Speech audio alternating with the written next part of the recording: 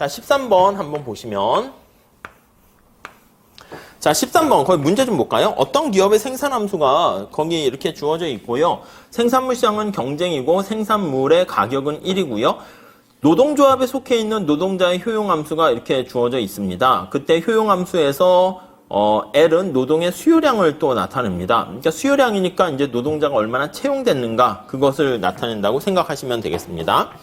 자, 여기서 이제 노동자와 기업의 순차 게임 이거를 이제 응용해서 나타낸 것이죠. 이 문제가 차라리 좀 괜찮아 보이긴 해요. 자, 우선 A번 한번 보도록 하겠습니다.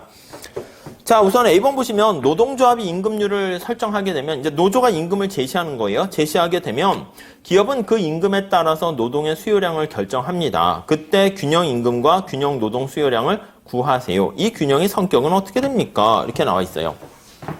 그러니까 이제 이 경우 이제 노조가 먼저 임금을 제시하게 되는 겁니다. 그러면 이게 선발자가 되고요. 그 다음에 이제 기업이 그걸 보고 팔로우로서 이렇게 따라가게 되는 그런 형국이다라고 생각하시면 되겠습니다. 자, 노조는 이제 물론 기업이 자기가 제시한 임금을 보고 임금을 제시하면 이 제시된 임금을 보고 나름 기업이 어떻게 반응을 하게 되겠죠? 이제 노조 입장에서는 이 반응까지 거꾸로 자기가 피드백 받으면서 생각을 하면서 어떤 임금을 제시하려고 할 겁니다.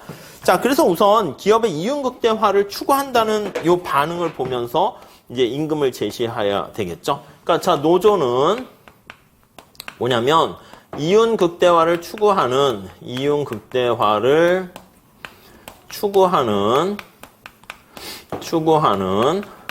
기업의 행동을 예상하는 거예요. 행동에 반응한 최적 선택을 하게 됩니다. 최적 선택을 고려한다. 이렇게 보시면 될 것 같습니다. 그래서 거기 기업은 이윤극대화를 추구한다는 걸 이용해가지고 이제 기업의 이윤극대 상황을 먼저 체크를 해보려고 합니다. 자, 그래서 거기 보시면은요, 그 로마자 1번 보시면 기업의 이윤극대화 문제, 그걸 한번 생각을 해볼게요. 자, 기업은 맥스 이윤을 극대화합니다. 그래서 노동을 몇 명을 채용할 것인가 고민을 하게 되는 것이죠.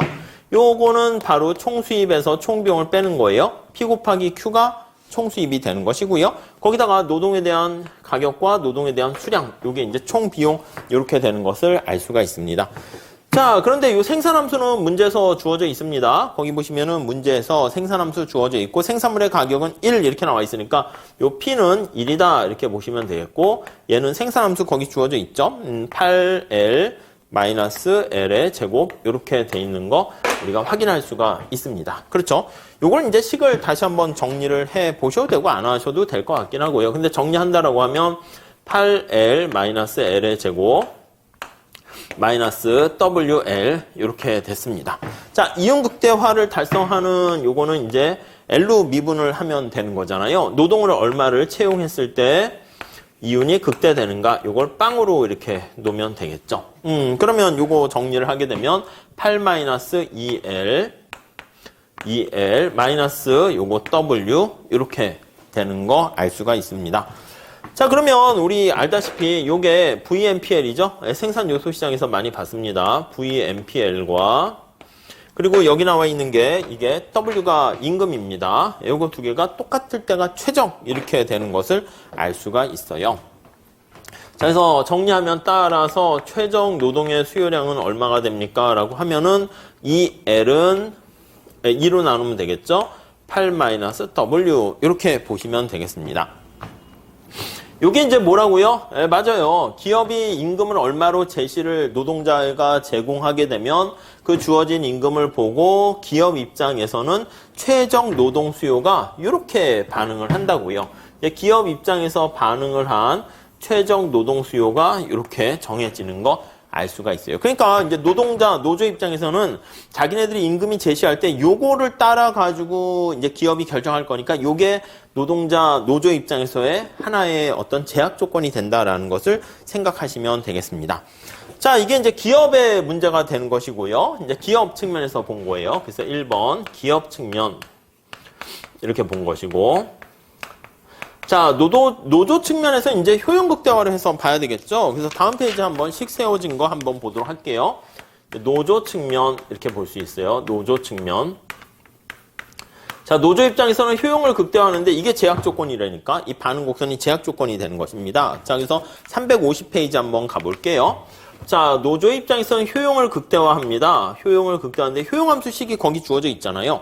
임금이 높을수록 노조는 좋아지고요. 노동에 대한 수요가 많아서 채용이 많아질수록 역시 효용이 증가합니다. 그래서 효용함수가 거기 주어져 있어요. WL 이렇게 돼 있으니까 W부터 써야 될 것 같은데 이렇게. 그리고 L에 2분의 1 이렇게 돼 있습니다. 네, 여기까지 됐죠. 그리고 이게 이제 목적식이 되고 제약 조건이 이게 제약 조건으로 오게 된다니까. 이게 제약 조건으로. 그래서 이게 제약 조건으로 오게 됩니다. 그래서 제약식은 바로 요게 이제 오게 됩니다. 그래서 L은 여기 나와 있는 거 뭐 4로 정리할까요?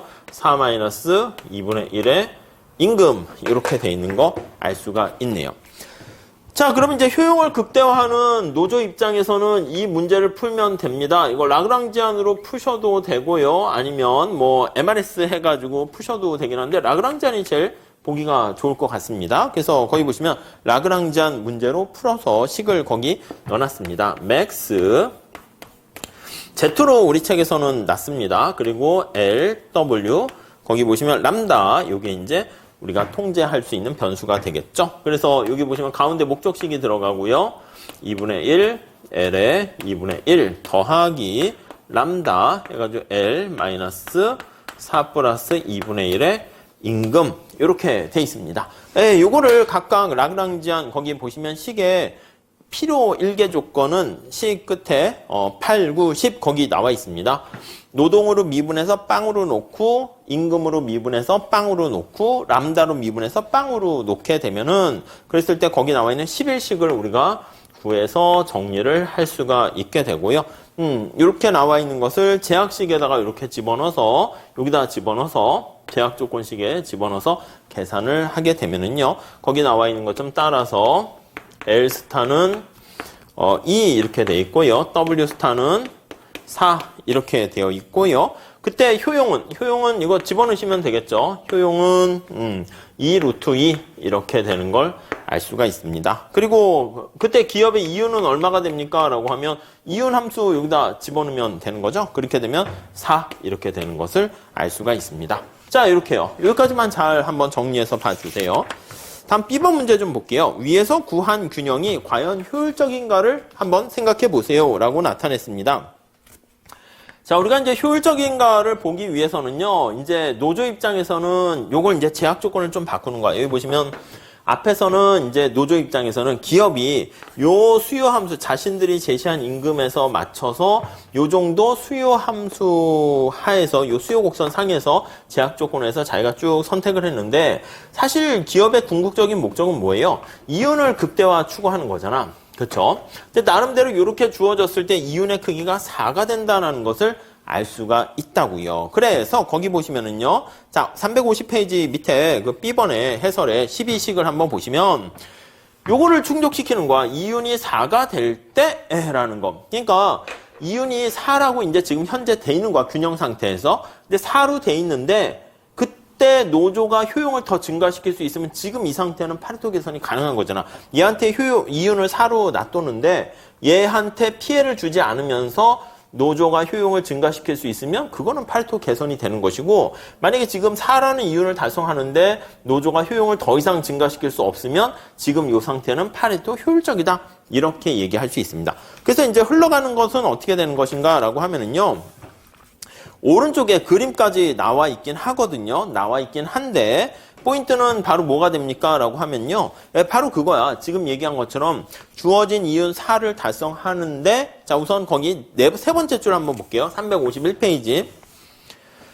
자 거기서 이제 새롭게 구한 값을 찾아보면요. 효용이 노동자의 효용이 이거예요. 지금 노동자의 효용이 2 루트인데 기업의 이윤을 4로 유지하면서 얘네들의 효용을 더 증가시킬 수 없을까? 그걸 찾아보게 되는 거니까 어떻게 된다? 있어요. 2 루트 3 이렇게 해서 증가시킬 수가 있게 됩니다. 그래서 거기 보시면 13번씩 바로 밑에 줄 보시면은요.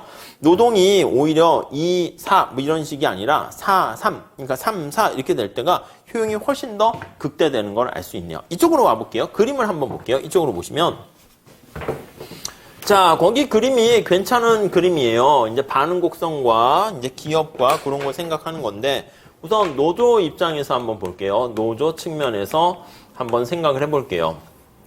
자, 우선 노조 측면에서는요, 우리 아까 효용함수 얘기한 것처럼 수평축에 있는 게 고용량이고요. 여기가 임금이야. 그럼 노조 입장에서는 효용 극대화가 되는 게 어떻게 돼요? 무차별 곡선이 어떻게 됩니까? 맞아요. 이렇게 된다니까? 이렇게 해서 이쪽으로 갈수록 효용이 증대하는 방향입니다. 그래서 효용이 증대한다, 증대된다. 이렇게 보시면 되겠습니다. 자, 그리고 이제 기업 측면에서 한번 볼게요. 기업 측면에서. 기업 측. 자, 기업 측면에서는요, 이제, 이윤을 극대화하는 거잖아요. 근데 이제 거기 보시면 등이윤선이라는 걸 가지고 얘기할 수 있는데, 얘는 이제 등효용 곡선, 무차별 곡선으로 이제 자신들의 효용을 표시를 하려고 하고요.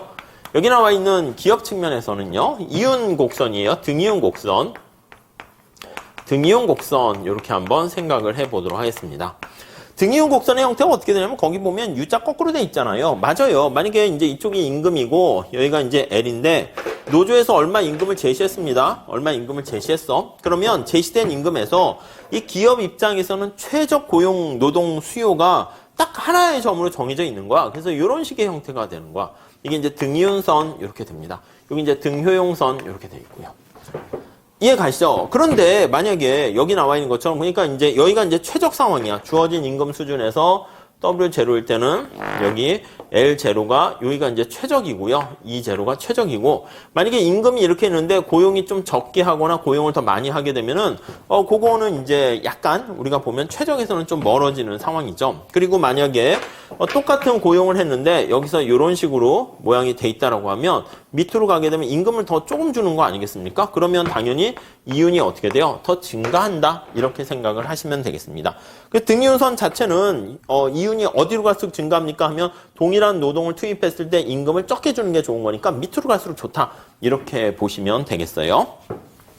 자, 그런데 우리 기업 입장에서 앞에서 봤던 주어진 임금에 대해서 몇 명을 채용하는 게 최적이니 그걸 나타낸 게 거기 나와 있는 노동의 수요 곡선이 반응 곡선이 된다니까. 그래서 기업 입장에서는 기업은 노동의 수요 곡선이 하나의 그 제약 조건이 되는 겁니다. 그러니까 그게 바로 이제 반응 곡선이 되는 거야. 최적 반응 곡선을 의미해요. 곡선을 의미. 왜요? 지금 기업의 임금이 이렇게 있을 때 여기가 최적이고 또 기업의 임금이 이렇게 있으면 여기일 수 있는데 만약에 조금 더 많아지는 상황이 되는 겁니다. 자, 그래서 다시 정리할게요. 기업의 임금이 W0일 때는 몇 명을 채용하는 게 제일 좋아? 해가지고 여기가 제일 좋았어요. 여기가 제로 이렇게 있습니다. 기업의 임금이 만약에 노조가 임금을 낮게 해요. 그럼 야, 조금 더 노동자를 더 채용하는 게 더 최적이 되는 거예요. 이게 바로 이제 기업 입장에서는 최적이 되는 거죠. 그러니까 여기다 만약에 등이윤선을 그린다라고 하면은 이런 식으로 그릴 수 있는 거야. 이렇게 해서 이렇게 되고 역시 마찬가지로 이렇게 해서 이렇게 되고 이렇게 됩니다. 그래서 주어진 임금 수준에서 가장 최적이 되는 걸 나타내는 게 그게 바로 거기 나와 있는 노동의 수요 곡선이라니까 여기서 노동의 수요 곡선이 이렇게 돼 있다고 볼 수가 있겠습니다. 그래서 이게 바로 주어진 임금 수준에 대응하는 기업의 최적 선택을 나타내는 점들의 집합이다. 이렇게 생각을 하시면 되겠습니다. 자, 그럼 노동자 입장에서 볼게요. 거기 보시면 지금 현재 여기가 2야, 여기가. 거기 보시면 따로 뭐 있지 않을까? 여기가 4고, 여기가 2입니다. 요렇게. 지금 현재 이렇게 돼 있는 상태인데, 노동자 입장에서는 거기 나와 있는 것처럼 무차별 곡선이 이렇게 생긴 거야. 이렇게 있는 거야, 이렇게. 이렇게. 여기를 선택하고 있는 거죠. 그러니까 노동자 입장에서 뭐 U0 선택했을 때가 이렇게 되는 거야. 자, 근데 기업 입장에서는 지금 살펴본 것처럼 요게 만약에 이윤이 4야, 4. 이해되십니까? 이게 4로 이렇게 주어져 있는 상황에서 노조가 요걸 선택하지 않고요. 만약에 적절하게 기업에게 피해를 더 주지 않으면서 효용을 극대화할 수 있는 여지가 있나? 있죠. 거기 나와 있는 여기. 거기 보니까 이제 4와 3 그게 바로 이거라고. 여기 보시면 노동자를 4명 채용하고요. 대신 임금을 조금 낮추는 거야. 요걸 선택하게 되면 이게 3 이렇게 되면 그러니까 여기에 가게 되면 이게 약간 느낌이 눈알 모양 있잖아요. 코아 부분에 해당하는 것처럼 무차별 곡선이 요걸 이렇게 지나가게 되면 U 여기 1이라고 할게요. 따로 없으니까 1로 되면 효용이 더 증가할 여지가 있게 된다는 겁니다. 자, 다시요. 그래서 지금 여기 나와 있는 것처럼 요거 있잖아요, 요걸 이렇게 선택하면 기업의 이윤을 4로 했을 때 노동자가 현재 노조가 얻게 되는 이 잉여가 효용이 2루트 2잖아요. 요게 2루트 2라니까 요게 2루트 2인데 만약에 여기 나와 있는 기업의 이윤을 4로 유지하면서 자신들이 적절하게 이렇게 좀 이윤을 고정돼 있다는 제약 조건에서 효용을 극대화하게 되면 2루트 3으로 이렇게 효용이 더 증가할 여지가 있다. 이렇게 보시면 될 것 같습니다. 자, 그래서요, 그 그림 나와 있는 거 잘 좀 체크해서 같이 정리를 해 보시면 되겠습니다.